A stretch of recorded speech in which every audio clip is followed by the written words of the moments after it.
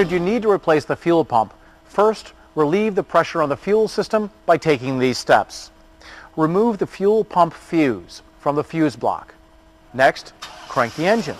Now the engine will start and run until the fuel pressure in the tubes is reduced.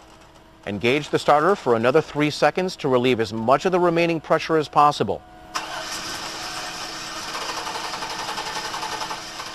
Last, with the ignition off, replace the fuel pump fuse.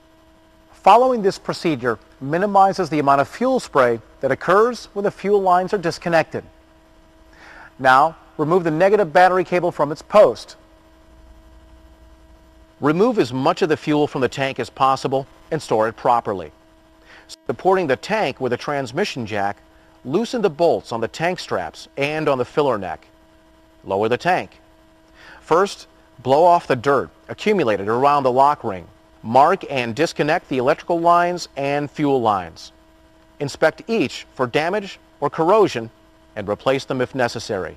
The next step is to remove the pump hanger assembly.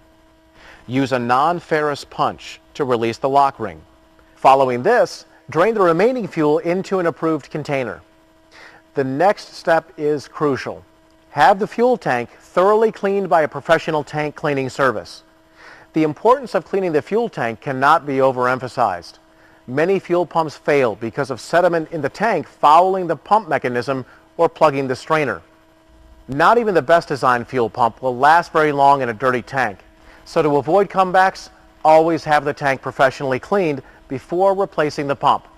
After all, you only want to do this job once. After you get the clean tank back, you're ready to install the new pump in the hanger or to install the new pump assembly.